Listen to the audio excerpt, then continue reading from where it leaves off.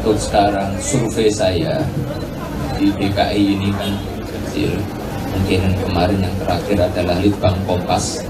Saya masih di angka 1. Di Jawa Tengah bagus, di Jakarta juga bagus, karena ini kan semuanya wilayah Indonesia. Dan gayung bersambut kan memang sudah ada juga di media massa ya, sudah ada headline-headline-nya bahwa Kaisang mohon doa restu. Dan tadi juga sudah ada cuplikannya, Presiden Jokowi, ayah kandung Bro Kaisang itu memberi restu. Ya. Karena berkali-kali ditegaskan oleh Presiden itu kan anaknya sudah dewasa, sudah punya kakak sendiri, sudah ya sebagai seorang kepala keluarga harus punya pilihan sendiri dan dihargai oleh Pak Presiden sebagai ayah. Gitu. Jadi saya rasa dengan Brotum Kaisang menjadi sesuatu di PSI, ini justru membuat anak muda bergegas, mereka semua ya memberikan aplaus. Kalau bicara tentang variabel anak muda di PSI, saya kira Giring itu kurang apa, vokalis band populer, bahkan orang kampung saya nggak ngerti bahasa Indonesia bisa menyajikan lagu itu. Terima kasih. Tapi satu hal harus diakui bahwa the one and only bicara Kaisang itu bicara anak presiden, bahkan melampaui ketua umum partai yang juga tidak lolos ke parlemen.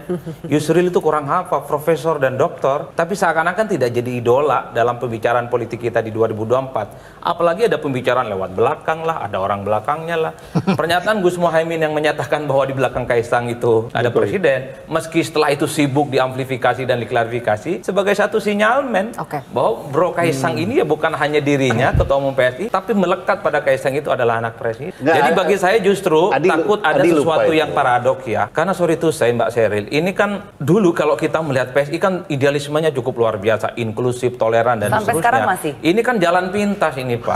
Ini semacam cinta satu malam juga ini. Baru 2 hari jadi anggota partai, jadi ketum. Saya khawatir justru orang melihat kok begini cara anak muda berpolitik, kok pakai karpet merah, kok pakai jalur belakang dan seterusnya. Saya justru khawatir pemilih Jokowi itu justru nggak respect yang kayak gini. Janganlah kita orang-orang yang merasa kita lebih hebat, lebih tua, lalu buru-buru menghakimi. Berilah kami kesempatan. Partai kami ini kan belum lolos parlemen. Kita masih harus kerja keras.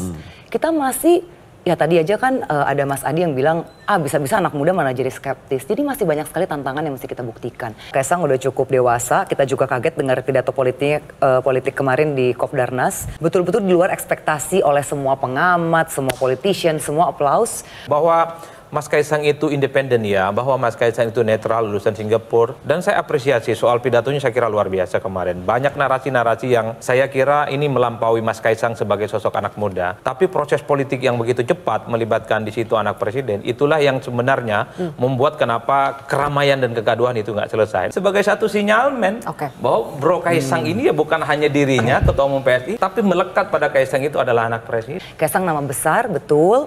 Dia anak presiden, betul.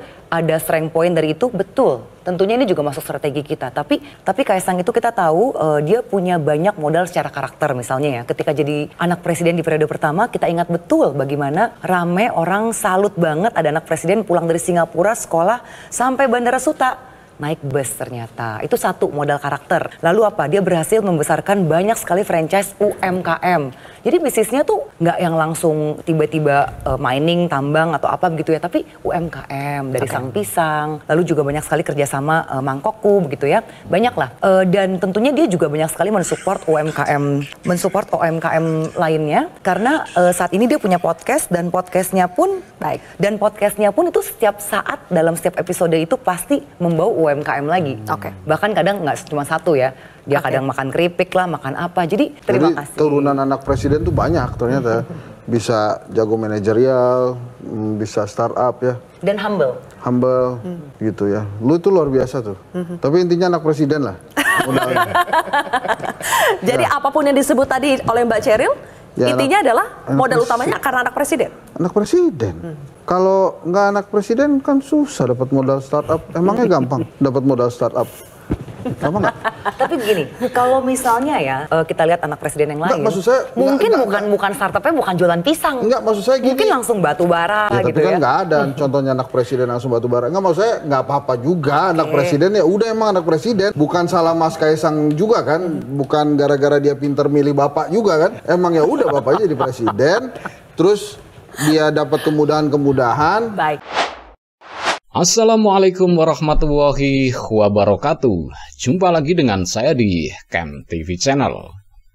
Kembali ya Ketua DPP PSI yaitu Syahril Tanzil atau ya kita bisa bilang jubir PSI lah atau jubirnya Kaisang kembali terlibat perdebatan panas ya, kali ini dengan Bung Adi Prayitno sebagai pengamat politik senior dan juga ada Bang Henry Satrio atau Bang Hensat ya.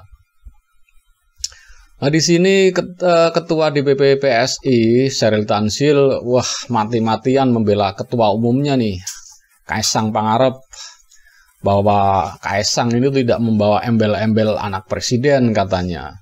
Kaisang itu sudah mandiri, sudah punya kakak sendiri, sudah bisa mempunyai pilihan politik sendiri, tidak tergantung kepada bapaknya alias Presiden Jokowi.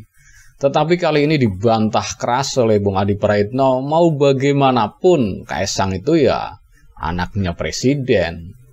Mau sehebat apapun Kaisang, itu semua tetap akan melekat bahwa dia itu anak presiden. Dia tetap dapat privilege, mau nggak mau. Ya bukan salah Kaisang, tetapi kenyataannya memang Kaisang anak presiden, nggak bisa dipungkiri. Dan itu yang diungkapkan oleh Bang Adi Prayitno di acara debat tadi ya. Dan juga Bang Henry Satrio juga menambahkan, ya sehebat apapun, dia tetap anak presiden. Tetapi di sini Syahril Tanzil memang patut diacungi jempol dan harusnya ini mendapatkan jabatan yang lebih tinggi lah. Karena mati-matian membela ketua umumnya, membela ya atasannya atau juragannya. Ya memang harus begitu mungkin, tetapi ya harusnya realistis juga dong. Walaupun itu ketum kita, harusnya ya reality. Ya memang dia anak presiden, tetapi kan tidak cuman itu, gitulah harusnya. Dan yang diperlihatkan oleh Syahril Tanzil soal manajerialnya lah, dia pula selesai kuliah dari Singapura, pulang di bandara, naik bus, tidak minta jemput sama ajudannya apa segala macam. Ya itu semua kan bisa dibikin saja, gampang saja itu. Yang penting kan bagaimana cara Kaisang bisa menjadi ketua umum PSI dalam waktu 2 hari atau bahkan 3 hari. Ini kan sesuatu yang patut dipertanyakan. Bagaimana mungkin sebuah partai politik yang ya cukup bisa dibilang cukup lama di kancah politik Indonesia mengangkat seorang ketumnya dalam waktu 3 atau 2 hari saja. Ini kan menjadi pertanyaan besar.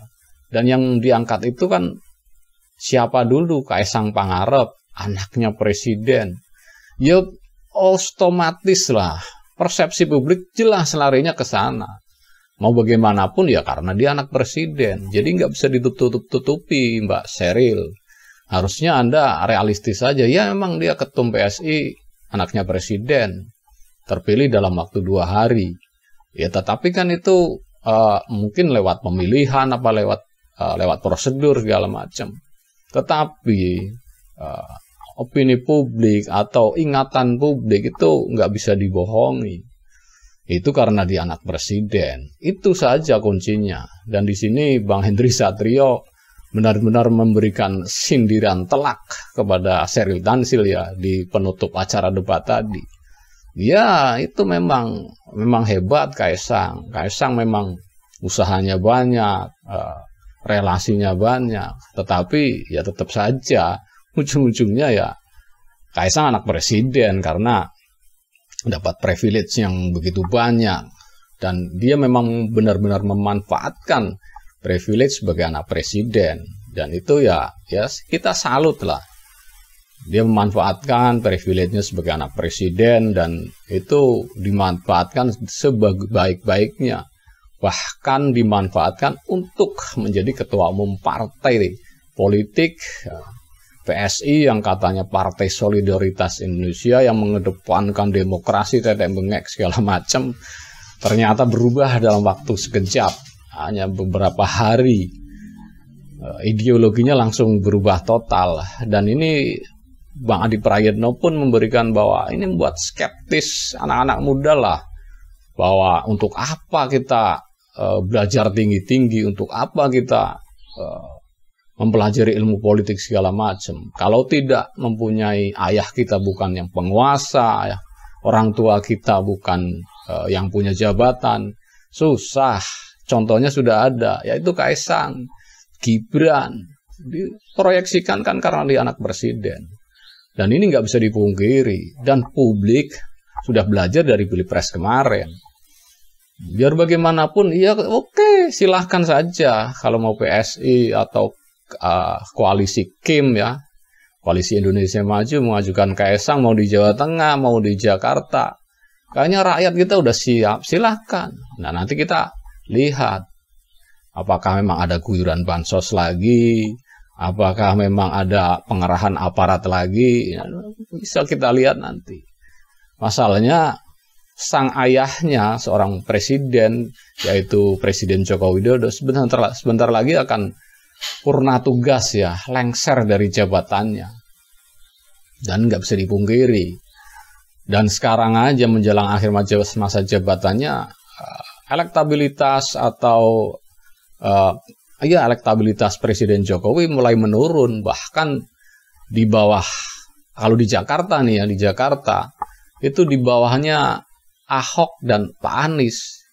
Yang peringkat pertama tentu presiden terpilih dong, Pak Prabowo Subianto, itu elektabilitasnya tinggi di Jakarta, approval ratingnya tinggi dari Jakarta. Tetapi Pak Jokowi menjelang purna tugas ini, Pak Jokowi sudah peringkat keempat di bawah Ahok dan Anies. Bayangkan, nanti kalau dia sudah selesai, betul kata para pengamat, nanti kalau dia sudah selesai, saya yakin nol, dia akan kembali ke nol seperti pom bensin. Jadi apalagi nih pilkada serentaknya setelah presiden dilantik, presiden baru dilantik. Dan saya yakin elektabilitas pengaruhnya Pak Jokowi sudah tidak ada lagi. Ya kita lihat contoh aja kemarin ketika pilkada DKI Jakarta 2017. Kita tahu di situ ada anak mantan presiden. Siapa lagi kalau bukan AHY ya. Beliau anak mantan presiden, anak SBY. Di pilkada Jakarta, ya udah ada kenyataannya. Nggak mampu, kalah di putaran pertama. Sudah nggak ada pengaruhnya, karena bukan presiden. Yang ada pengaruhnya itu jabatannya, bukan orangnya. Berkali-kali saya sampaikan, yang berpengaruh itu pangkat jabatan yang melekat di orang itu, bukan orang itu yang berpengaruh. Tapi kalau pangkat dan jabatannya sudah hilang, maka otomatis akan hilang pengaruhnya untuk masyarakat Indonesia pada khususnya. Ya, oke, kita buktikan. Oke, mungkin cukup sekian dulu reaction video dari saya. Jangan lupa komentarnya, like dan subscribe supaya dapat bonus tontonan video terbaru dari KM TV Channel. Salam waras.